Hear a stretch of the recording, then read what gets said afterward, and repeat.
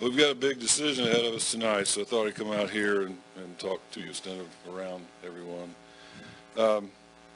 The process that's before you tonight will end in an action item, hopefully, or at least consideration of such for a voter-approved issue for April of 2020. The long-range facility plan that guides this is driven by our strategic plan, our CSIP. I thought RD did a really good job of spelling out in the last couple of months. You've heard about the school improvement plans, what each building is doing based on data from student performance to input from parents and patrons regarding the direction for the school. And it feeds the CSIP. The CSIP is kind of the foundation and that we support, use to support everything that goes on in the district. So the presentation tonight and the long-range facility plan is embedded in these two goals. Goal 3, which has to do with instructional resources, facilities, and support services, and I'm not going to read the sub goal. You can see that there. That's specifically what we're talking about tonight. It's the charge that came from the long-range facility plan committee that you approved that 10-year plan in 2018. And the other is something I think we always strive to do, but it is directly related to this, because all along this journey, from the time the CSIP was created, with 100 people from our community that helped guide the direction for this district, all the way to the facility plan, to even the calendar that you just passed, has all been based on trying to provide avenues of information and access from our public to help guide the decisions that we make. So this is no different than that, but this is just something that I thought we always need to remind ourselves of. Everything we do in this district comes from a plan, and that plan is generated not from one person, but from a group. Moving forward, as I talked about, the long-range facility plan is a 10-year plan. Mr. Henshaw, when he left, chaired the committee and shared with you each month during the 17-18 school year, and then you approved that plan in June of 2018 before his retirement. Had a number of people that served on that committee, including our district architect, Mark Ruther from Honer, and many other people from the community and members of the staff as well. And from that, we generated a parent community survey that was available for everyone to weigh in on for several months. And then from that, you see the 7 items that were part of that discussion from one of our first board retreats. We continued to dive into that facility plan, generated the 7 priority issues, at least to get started on the facility plan. And then we had Rick Nobles from Excellence K-12, formerly Patron Insight, do a follow-up survey with registered voters in the community. And from that data, then, we've taken 7 concepts and moved them to 5. So before you tonight are just a snapshot of the 5 concepts. What I'd like to share with you tonight is leading up to the decision as to whether we go on the ballot in April for pursuit of accomplishing first steps in this 10-year facility plan.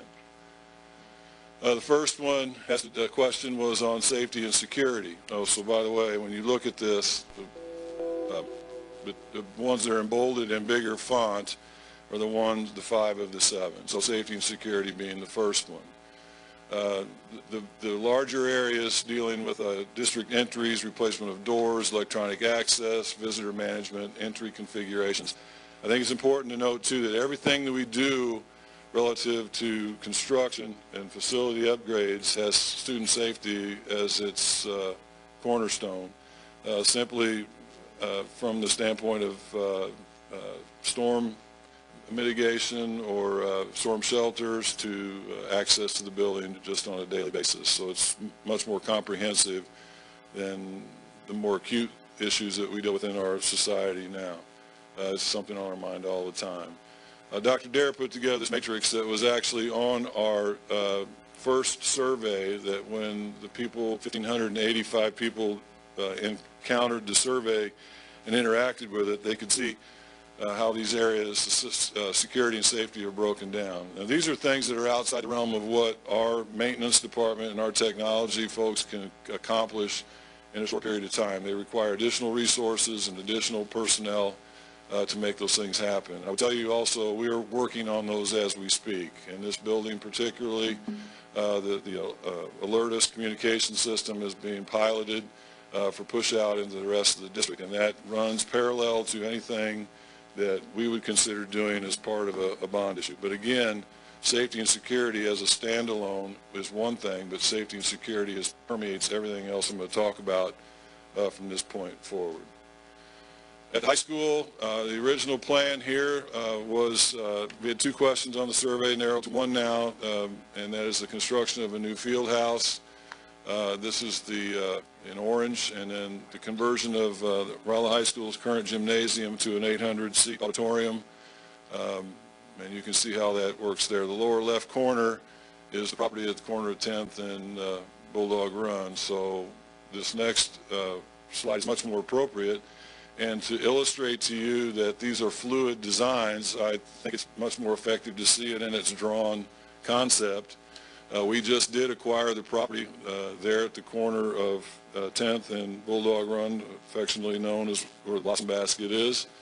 The school district has been in negotiations for quite some time. Part of our long-range strategic plan is to always acquire property for future expansion when it makes sense. And in the case of this school district, we've been fortunate to get the property next to the junior high school and property in front of Mark Twain Elementary with no intended use but for future growth. This property, where the arrow in the yellow now completely changes the capacity for this project with the conversion of the auditorium and the gymnasium, because we can now build in additional band choir classrooms, a commons area, and there will be safety and security embedded in this project. As part of it will be required to be a safe room. So back in the, it's been several years, 2007, when I served on the city's long-range facility or Comp 2020 plan, we were encouraged to enter into some kind of a project where we could provide a safe room for even the people who live in this area. There isn't any storm shelter accessibility for the residents that live around Rolla High School, but that's down the road. Right now, that will be done for the students that inhabit that building. So it does change that. We closed on the property at the Blossom Basket yesterday, and that's a strategic move that needs to occur.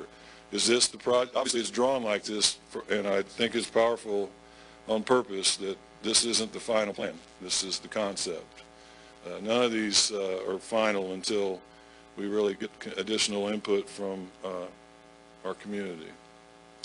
Moving to the junior high school, the expansion of the music and vocal music and instrumental music wing, as you see here in orange.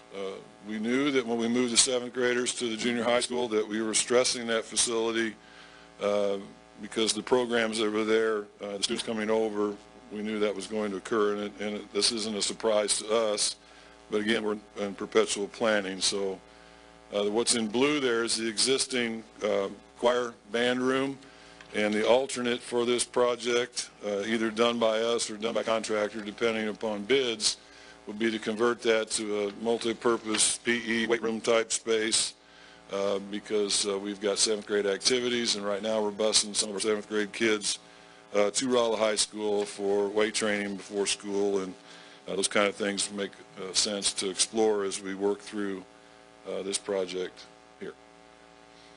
At Truman Elementary School, again, safety I would mention first. This building, I know I've said it, and I know when you get inside that building, if you've not interacted, the best thing you could do with a pod is probably tear it down, but we're not going to do that.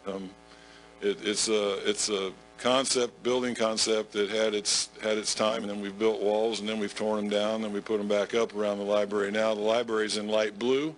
It's not a very good library. It's the only library in this district, as elementary used to go, that we have not refurbished. We've done those at Mark Twain and Wyman. They got new libraries, and so we were looking for a way to work through that. So the area in orange would be a new office, new entry with a library there, conversion of the existing offices into more royal blue to a classroom space, again improving security, accessibility, and significantly improving our library media resource room at that elementary school. But again, safety is in mind here.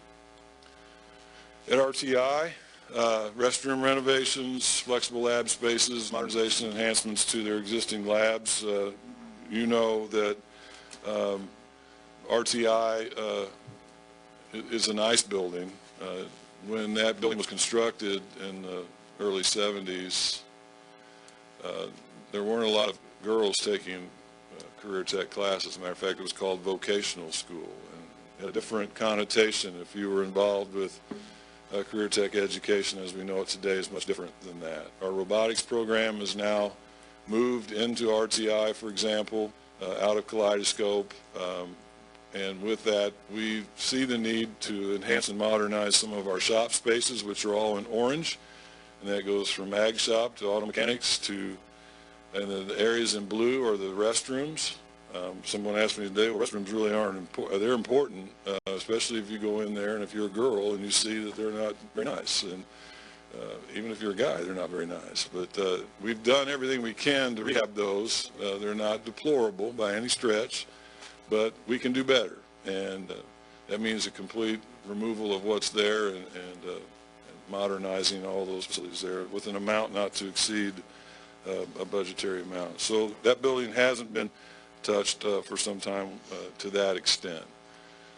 The bond issue to accomplish those 5 projects based upon the data information that we have received from both Excellence K-12 and our financial advisors from Stiefel, we landed at $25 million, and that impact to the debt service levy is 578, 28.5 cents. It impacts that, moves our debt service levy to 57.8. You see the other increments that we looked at and what the impact is, it's not significant. What does that mean to a homeowner? We started at 125 home value. Obviously, there are homes that are worth less than that in the community and some that are worth more than 200,000. But on an annual basis, you see the breakdown on a yearly basis and then on a monthly basis. Certainly, when you look at it on a monthly basis, it does soften the impact, but I'm not here sugarcoating anything. It is a tax increase that we're asking from our community, if you approve this tonight, to help move this district forward in some very significant ways. So if you're willing to give up Starbucks or something a month, I would be to make this happen. What does it do in the comparison? You know, we use the Camdenton salary data set group for a number of things, from analysis of teacher pay. So if I were to put up this same slide, do our teachers rank in the schools that are here? We're at number 1 and 2 in all categories for the tax levy that you see that's near the bottom currently. And I think that's a very powerful statement to make, that we prioritize the teachers in the classrooms. We know that to attract and retain quality staff, that's what we have to do. And here, if this issue is approved, it moves us not to number 1, but puts us in the middle of the pack. And not to justify it, but just to let you know that what it does to that comparison group. I found it interesting too, as I was listening to what things that are happening in Jefferson City, the effort to bolster teacher pay and the analysis of where Missouri ranks in the nation regarding teacher salaries. I said something to the commissioner, and a few of us did, and I got myself put on now a task force. But I think it's powerful. Plenty of free time to do that. As they're talking about Missouri school MSIP 6, that if you took Rolla and compared, in any schools in our conference, but Rolla, and compared us to the nation, we're not 47th. And so if a district like ours is willing to pay teachers more and be above the national average and push us to an area that would make us 30th in the nation instead of 47th, then we should be rewarded on our accreditation grade for a community that's willing to invest in their staff. So it's wrong to paint the brush across the state of Missouri, because if you look at Missouri, we have more teachers per pupil than any of the other. We're number 10 in the nation for number of teachers we have. So obviously the more teachers you have, and you see the diversity in district there. There are some very small districts that will levy a lot of money because they're for their community, because they're really wanting to support their schools. So why I deviated from this to tell you that is I think the taxpayers in our community do get a good deal for the money that they spend, and we certainly don't take that lightly. We would deliver on the promises that we would make here. And so with that, you can't read that. I can't read that. And I hate putting up slides where people can't read, but I wanted to show you that we have the ballot language, and RD, you have it. And it spells out exactly those 5 projects, what it does to the debt service levy, and what the amount is that we would levy in order to make those things happen. So with that, if we move forward, this is the timeline I've shared with you in the past. We are at the spot where the yellow arrow is, an important night to make a decision, moving us forward. And so what I would recommend to you is that we make a decision tonight whether we're going to move forward with the projects that are presented as a result of our CSIP, our long-range facility plan, our many hours spent together in retreat, and now the deadline before us. We have 10 weeks back from the actual election of April 7th to make a decision, which is actually January 28th, but it makes more sense for us to do it tonight, so it gives us time to have Myra go to the county clerk and file this should you approve tonight. So Mrs. Jameson has the actual resolution. If you choose to nod your head and say, let's proceed with the recommendation, we would be happy to read that and entertain a motion to approve. Does anyone have any other questions or items for discussion before moving forward? Anything else for Dr. Zalis? I just would say that it's nothing that we've taken lightly. We've worked along many hours on this, all of us, and with our financial advisors, we did discussions with architects, and I just think that it's not an easy decision to come to, but all of us are on board with it, and it's just the betterment of our district in the long run, and we do it very cautiously, but I think we've all put a lot of effort into making this decision. It hasn't come lightly for us. A lot of hours. I'd like to mention that, and Dr. Zalis did comment on it, that the committees that came together to come up with the plans of what needed to be done or what they wanted to be done for the future involved over 100 people from the community giving input, and that's where it starts. I mean, that's the root of it. Is what does the Rolla community expect of the Rolla district to do? There's been countless hours and thought put into making sure we understood it, making sure that the budget made sense, making sure that the whole program worked, and quite honestly, I'm excited to see it coming and looking forward to promoting it and hoping for it to win and win big. And I think, you look back at like a project like at the high school, and it's hard to believe it's been over 2 years ago that we talked about that in our facilities committee working on that master plan. Right. The concept of being able to do both of those projects for just a percentage of trying to do each separately over the next 10 years. So it provides some efficiencies, and the time that we've dealt with it in our sessions, we've made a better project, I think.